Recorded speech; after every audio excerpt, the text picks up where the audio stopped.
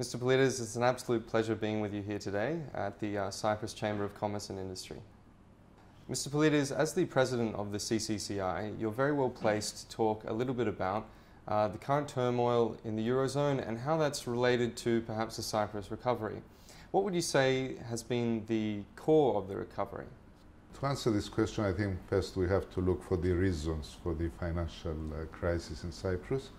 The reasons were from two directions. One was the failure of the banking sector, and the other one, the overspending by successive governments, which led to poor public finances.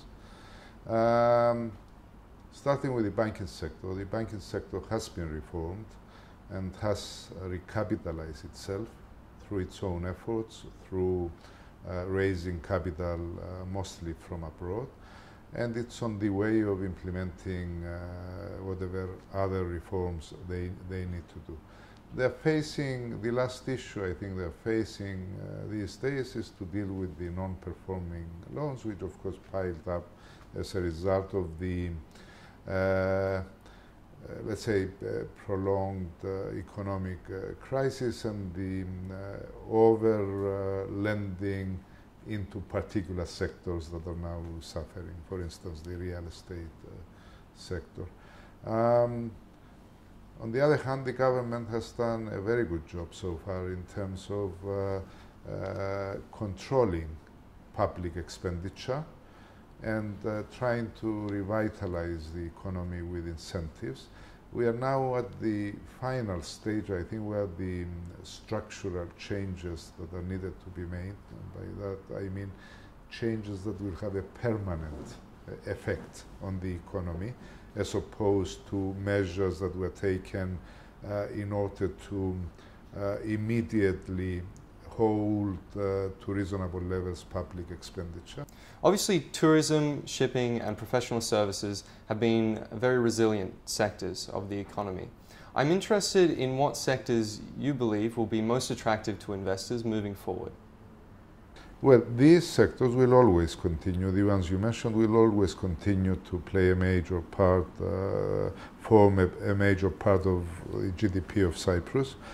Moving forward, we have, of course, high hopes to become an energy hub here in the Mediterranean, not only based on our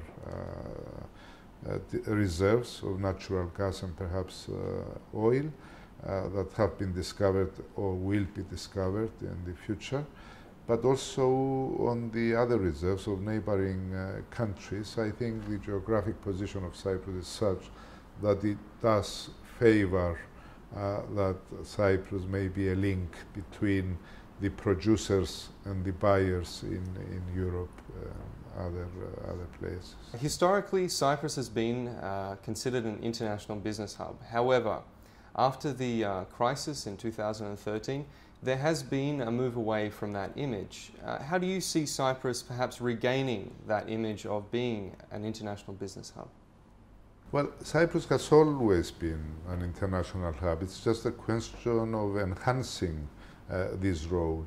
And the reason that Cyprus has been so successful in this area and this sector has been so resilient to the economic crisis here in Cyprus is because it offers a number of unique advantages. Geographic position, of course, a benign tax system, which is within the OECD regulations and spirit, and it is within the EU regulations as well.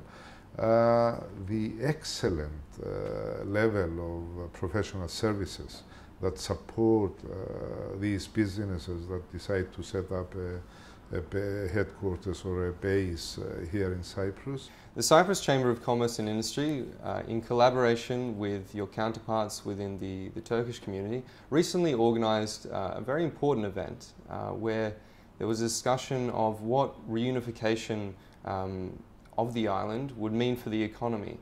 Where do you see the main economic benefits for this reunification?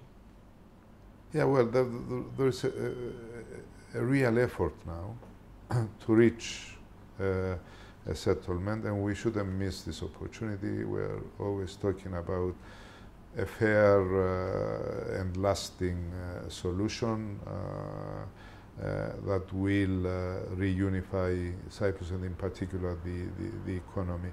I think the economic benefits will be significant. There are various studies that have been carried out and surveys by yourselves and others, independent surveys. I should mention one in particular by the PRIO organization, that's the Peace Research Institute Oslo, which shows that with a solution to the Cyprus problem, the GDP of Cyprus in 20 years after the solution will be double of what it is now. Okay. After talking to a number of key government figures about what brand Cyprus might mean and how Cyprus is perceived abroad, I'm interested in your thoughts on what brand Cyprus means. My thoughts in general should be moving away from the image of Cyprus as a divided island with constant problems in terms of reaching a political solution to the Cyprus problem, to that of a unified Cyprus with a unified economy that is looking to the future with optimism. I think that should be the new image, the new branding of Cyprus. That will benefit all sectors, tourism, professional services, and all other. It will attract serious foreign investment. Mr. Pilides, it's been an absolute pleasure sitting down with you today. Thank you very much. Thank you.